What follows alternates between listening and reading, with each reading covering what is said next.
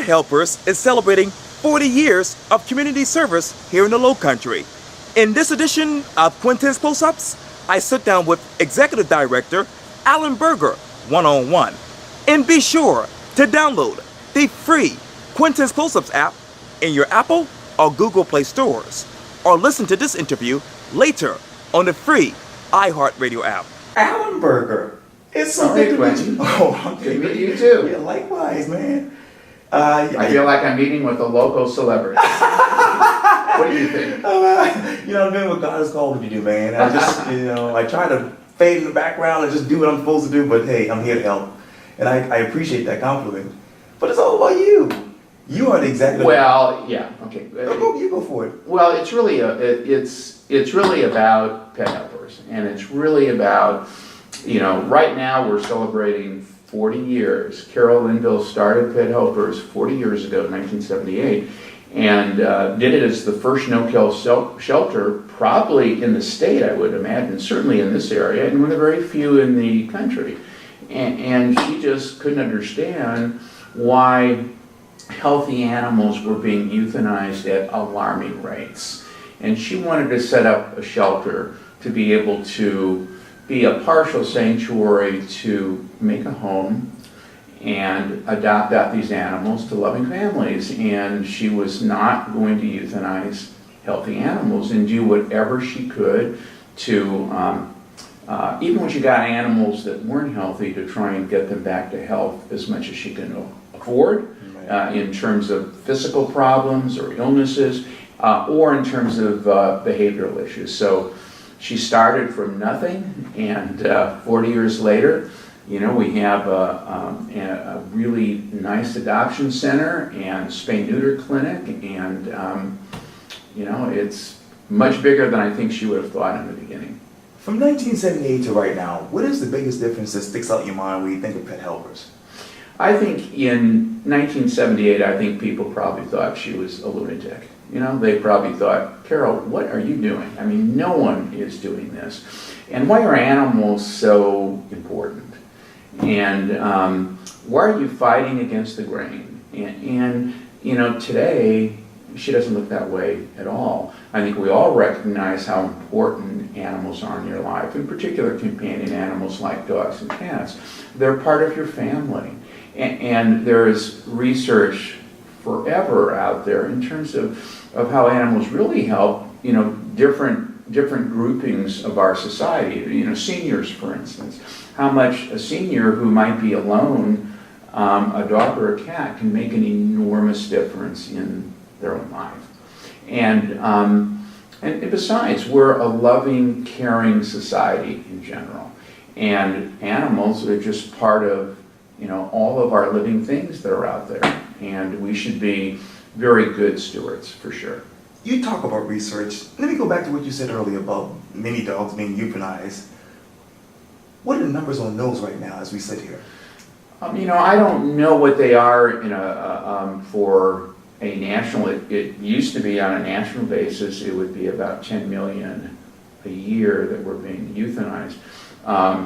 Here in South Carolina, I think from what Carol started, has really probably the last 5 to 10 years has exploded. The idea of having no-kill sanctuaries, where healthy animals do not get euthanized, has blossomed. And Charleston Animal Society, the largest of the shelters, and supported by the county, and many others across the state have joined that movement and really pushed it further. So those numbers, even locally, have dropped dramatically. Wow. You talk about the numbers. What are the numbers right now when you think of how many animals you guys have at Pet Helpers? Right. Well, we'll generally bring in probably around 3,500 animals a year that come into the shelter for a different variety of reasons. There are probably anywhere from, over the last few years, 1,200 to 1,500 that we take in that we're able to adopt out every year. Now, some we keep longer, some get transferred. There are some that are unfortunately terminal, and there's not much that we can end up doing, but for the most part, most of the animals that we get brought into our shelter get adopted out. But that isn't the only impact that we have on animals. We do a lot of education to talk to people about better care for their animals, Sure. and a philosophical part, which is really, when you adopt an animal, this is part of your family, and this is a forever adoption. You just can't say a week later, I don't really want this animal, or a year later. We're trying to have people understand that it's a lifelong adoption. It's a real responsibility. So that's the education part. The other parts are the spay-neuter. If you're ever gonna make a dent in the overpopulation problem, you're gonna have to do a better job in doing spay-neuters of the animals that are out there right now. So we've been expanding our own spay-neuter clinic. So hopefully this year we'll be doing maybe 3,000 to 3,500 spay-neuters a year. Next year, our goal is about 5,000 a year. And we do a low-cost vaccine clinic every Friday morning from 9:30 to 12:30. Okay. And that's vaccines. We do some just basic preventative care. We do heartworm testing, and we do flea and tick control. We clip nails, and we do some very, very basic functions. And that's in particular helping low-income families. Sure. And even our spay-neuter clinic, we're probably a quarter of the price that the private veterinary community would end up charging, and it's because it's our goal and our mission is to be able to lower the overpopulation problem. So, all told, it's hard to tell how many animals we have contact in the year. This year it may be as many as 5,000. And we're hoping in the future that will be going up, but we really can make an impact in the community. Yes, indeed. You talk about the community. What is it like for pet helpers to be in the community these days? I think in some ways it's gotten better and better. And because I do think that people look at animals dramatically different than they used to be. They're just not throwaway commodities. Right. So people care deeply. So we want to be an involved member of the community, and we want to be a nonprofit that people look at to say that we're trying to solve problems in the community, and we're also trying to serve populations that need more service in terms of animals on it. And we hope in the future to be going into specific pockets where animals may not be treated as well, or that there's a bigger need for spay-neuters, or that people can't really afford certain services like just basic vaccines, and to be able to service that population. So we want to continually extend that. What is something else that people don't know about pet helpers in your mind? The funny thing is, I was at an event, and people were asking, well, what exactly does pet helpers do? Because the name doesn't necessarily signify. And the thing that always surprises me is that they don't understand that we have a physical building. Right. And so that was kind of the biggest thing. So, well, do you foster out all of your animals? And we do. We have, we can't thank people enough that help by fostering animals, that take them for a certain period of time to help us out. But most people don't even know that we have an actual adoption center. So we have a building that we still have a phase we haven't built out yet, but we're probably at 11,000 square foot building that handles a shelter for animals and a large clinic. So a lot of people just don't realize that if you're not in James Island and going up and down Folly Road, you may not know that. And this particular building, this is the 10th anniversary of that too. That was built 10 years ago. So we're 40 years old, but the actual physical building, and there was a house that was converted and used before, but the building we're in right now is 10 years old too this year. You talk about anniversary. What is one anniversary that people should know as far as memories about pet helpers in your mind? Oh, well, to me, I think doing this building and having a spay neuter clinic is probably the biggest anniversary in many ways. I mean, there always is one from the beginning to now. Right. But I think being able to set up the clinic, I think that was really one of Carol's dreams, because if you're looking at trying to solve the overpopulation problem, you need to continually advance a spay neuter clinic. So being able to build that and have that open up 10 years ago, I think that's probably the major anniversary I think that we have, is getting that up and running. And today, spay neuter clinics are very difficult because we have a shortage of medical professionals in the animal field. So veterinarians are at a premium today. You know, you can see, we know when we're going out to try and hire in the marketplace that there are some larger veterinary groups that are, you know, paying veterinarians bonuses, you know, signing bonuses to go to work there. So if you know kids that are going to college, I always tell them, think about becoming a veterinarian. It's a good field. That's right. Really. Yes, indeed. If I wanted to come and get an animal from the pet helpers or help you guys out as far as helping your mission, what should I do right now?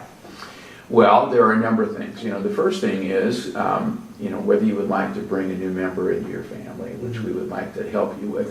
And we're shifting how we approach that all the time, because like anything else, there's more information about making it work better. Right. And so we now consider ourselves matchmakers. That's really what we are. It's you know, almost like a dating service, you know, where you look online and say, yeah, and in some ways it's the same thing, and we're shifting. So we have someone that heads up. She's our adoption counselor, kind of our lead person for that, and she's doing training, and we're trying to do a better job of making that the best match we possibly can for both sides. I mean, we want it to work, we want it to be the right match, and we want everybody to be happy. So, you know, the first thing would be to do that. Other than that, we're like most other nonprofits. We need people to volunteer, and they can do almost anything. I mean, there's from animal care all the way up to office work or working on special events or fundraising things that we're doing. We're a little different than some other nonprofits because we do need foster families that will take in animals, either they're special needs animals or they're animals that are too young, that they're not old enough yet to be put up for adoption. We're doing some that maybe need a break from being in a shelter, and maybe a weekend with a nice family would be real nice. And we're looking that we have periods of time during the year where we have too many demands, too many animals, and we may need some foster families to be able to care for animals for a short time. And then, you know, the last thing, like anyone else, any other nonprofit, we need people to donate money. They can also donate supplies. We have a wish list that's up on Amazon. You can look at certain things, and things like, you know, pet food, or pet toys, pet food in particular, because we also run a low-income food bank. So we have a lot of people that donate pet food, and if there are things that we can't use or don't use, and we have an excess, we run a low-income pet food company's bank, so that people come in all the time and get their pet food from us. So that's always a good thing to donate, and just, you know, hard cash. Yes, you know? yeah, you need that as well. Yes, we do. What is your favorite dog or cat or animal? My favorite? You know, I'm like you know, I like really all kinds of animals, and I like wildlife. I like bears. I don't know why I like bears, but years ago in another nonprofit that I had been involved in Northern California, we had a program with the state where that if they came up with any orphan bear cubs, so if they had the mom was killed, run over by a car, or a hunter, or for some reason the bear cubs got away and the state pulled these bear cubs. In the old days, they used to just euthanize them. But we did a program with them, which was a joint venture with a group up in the state of Washington, close to Seattle, that did rehab of bear cubs. So that we would work with the state, we would get the bear cubs, we'd send them up to Seattle. They would raise these cubs. They had a special little facility where they didn't imprint on the cubs. They didn't want to imprint a human being on them. Okay. And so they'd keep them for 3 or 4 months and grow them. So they would go from about 20, 25 pounds to 100 pounds in a short time. Mm-hmm. Then they would bring them down, and then we would go out with the state and we'd release them in the wild. Wow. And that program just hit me. When we used to go out and release these bear cubs, all the state wardens and everyone, we'd all be like cheering. There was just something remarkable of just knowing the background of the story that they were released. So I always had an affinity for bears. But, in a general sense, I mean, I like cats and dogs. My favorite, they're always the ones that I have. So I adopted a dog from Pet Helpers in the fall, whose name is Rosie. And Rosie's an older dog, because older dogs don't get adopted out as easily. Puppies, Oh, yeah. people love, right? Yes. So Rosie came in, and she was a little under 10 years old. And she's a mixed breed. She's a retriever, shepherd, chow mix. And her person for many years was homeless, a homeless vet that lived out in the streets a lot of times. So she was his constant companion, 24 hours a day. And he was going into a facility, not getting into some of his personal background, Right. and could not keep her anymore. So he turned her over to us, and I saw her, and I thought, this is my dog. So that's my favorite dog, because she's my dog, and she's with me 24 hours. She's not here right now, but she is back at my office. I mean, she goes to work with me every day, so she's with me all the time. All the time. Yeah. You talk about wildlife. I was just texting Carol on June 22nd. She said she wanted to tell into some devastated wildlife issues due to development. Oh, yeah. Well, it's almost a problem where there's almost no solution to it. We as humans tend to want to move, further out, like to go out in wildlife areas, So people keep on pushing where they are living, and they're going more out into, space that was generally wildlife, which in some cases they don't have anywhere to live on it. And it's really a problem. It's not much different than the gentrification of a city, and Charleston knows that quite well, as areas of the peninsula happens, and then the population that's there gets pushed out from it. And wildlife has the same thing. People want to live where they have a lot of trees and they get to see wildlife. On the other hand, there are conflicts. So, bears in some areas, or deer in particular in many areas, and so there's a definite conflict.